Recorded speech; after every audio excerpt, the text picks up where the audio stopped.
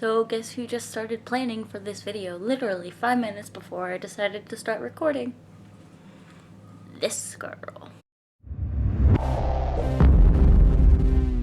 Hey, hi, hello. So I am back with another video, and this was a video that was actually requested, and a lot of people actually ask me about this quite a lot. So today, if you cannot tell from the title, I'm going to be telling you the pros and cons of marking up your book and how I mark up my book or sticky my book. So without further ado, if you want to know about this stuff, just keep on watching. So I have sectioned off each pro and con into 4 pros and 4 cons, just to keep it even and just to give you a substantial amount of pros and cons for marking up your books. So I'm going to start with the pros first, just to get those out of the way, and then I will tell you a bit of the negative stuff about marking up your books. One of the pros of marking up your book is you get to mark up your favorite passages and you'll be able to remember them for eternity whenever you go into your book. The second pro of marking up your book is it can help you with your classes. If you have to read a certain book for a certain class and you have to do like a paper on it, when you mark up the pages or a quote, it'll help you in the long run when you have to go back to that quote, so you're not searching through the whole book for this one quote. Third, and I know this is kind of elementary, but I still do it in college, it helps with talking to the text. If you don't know what that is, it helps you relate your thoughts to the text, or helps turn the text into thoughts, and it really helps you keep things organized in your mind while reading a book, especially if it is confusing and especially if it's for school. And the fourth and last pro of marking up books is it can help you understand a book better. I used to do this all the time when I was reading my textbooks in school, which was very annoying because I would always put the sticky notes in and then I would always have to give the textbooks back, because in high school you don't get to keep your textbooks. And so I have to go through and like take all the sticky notes out, and it's just plain annoying. If you come across a word that you don't know and you're not going to remember it, you can just put a sticky note there with the definition of the word. Or if a sentence is confusing, you can rewrite it in your own words. It works out real well. So now on to some of the cons of marking up your book. I actually had a hard time thinking of some cons for marking up your book, because I am a strong advocate of using sticky notes and everything like that to mark up your book. And especially like if I'm reading my Bible, I mark it up with highlighter, pen, whatever. So I was able to think of some 4 cons for marking up a book, and I will tell you this now. The first one is it can make the book cluttered, and what I mean by this is if you use sticky notes and you have a lot of quotes you have on a certain page, the outside of the book can get very cluttered with the amount of sticky notes you have, and it could get all crumpled on the outside when you go to put a book in your bookshelf or anywhere else. The second con of marking up your book is it commits the book sin.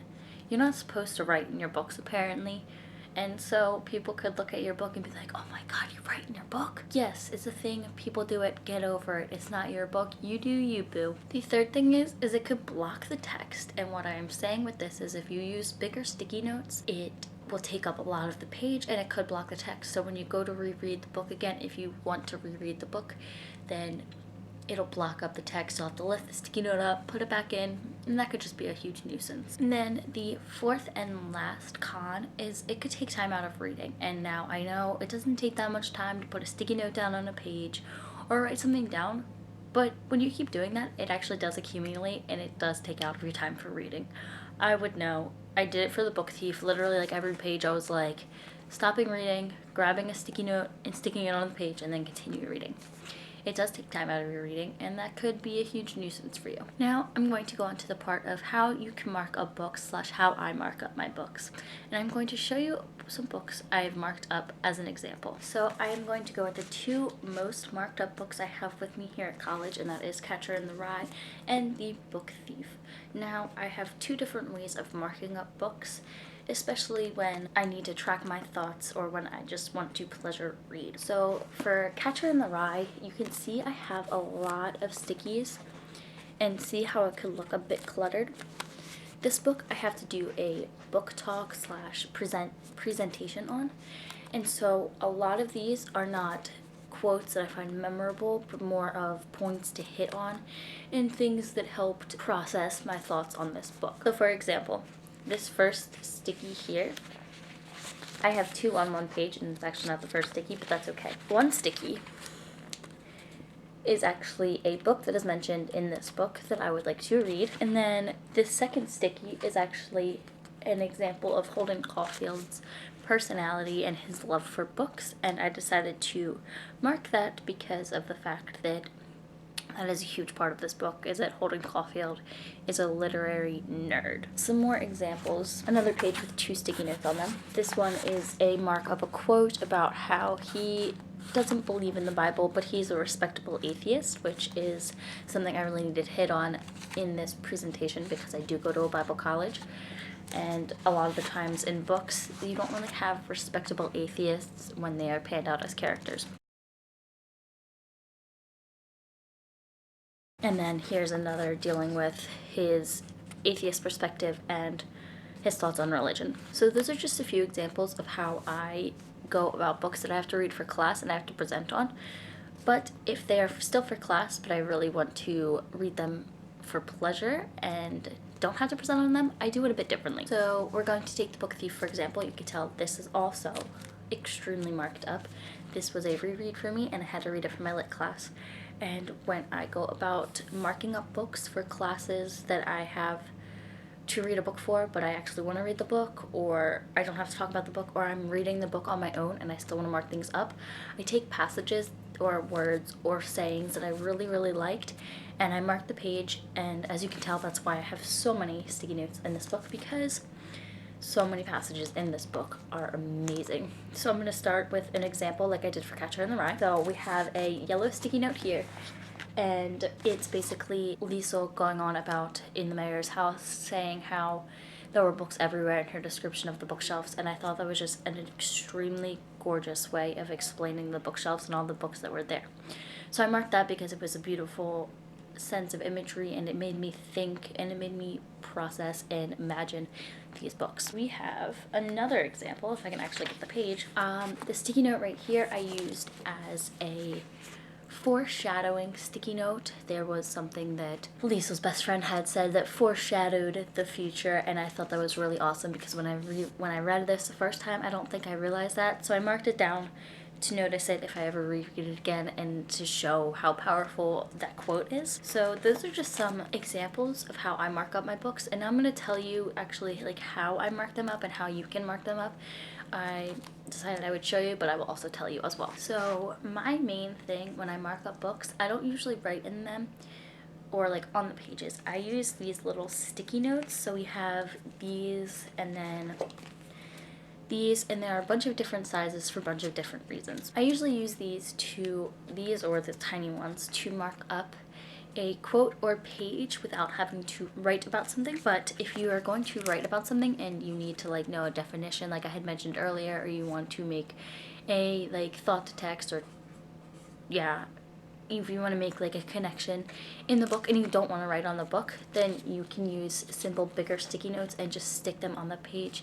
This works really well, and especially if you are going to be using like textbooks, this works amazing. So as you guys know, a lot of books have margins. So there's like a margin up here, a margin on the side, and a margin on the bottom.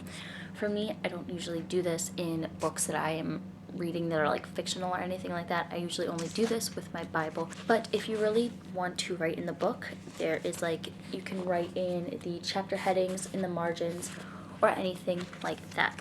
Also, if you want to underline things, make sure it is in a soft pen stroke. And what I mean by this is don't use a highlighter pen or a Sharpie pen or anything like that, because then it will bleed into the next page and it could distract you from the words on the next page. So just use a pen or a pencil. I would recommend a pen though, because sometimes pencil wears off. Use a pen that isn't going to bleed through, especially for some books. The pages can be really thin.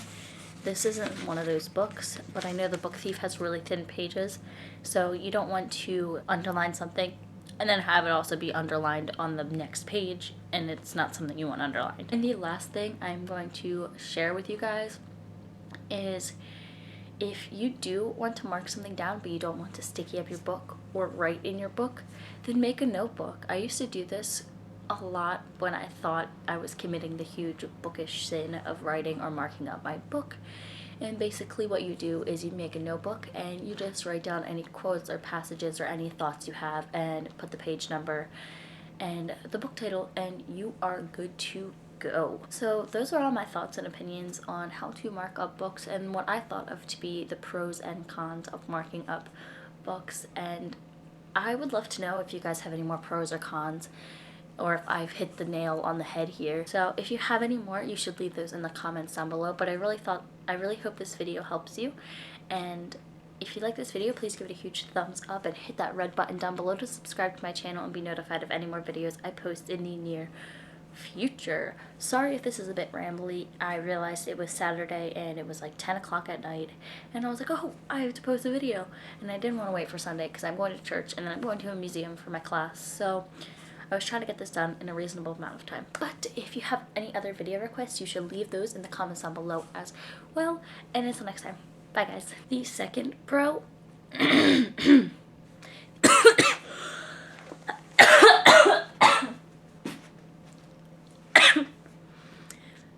is to read books you are excited to read. If you see a book that sounds interesting and you get excited over it, you'll most likely end up speeding through that book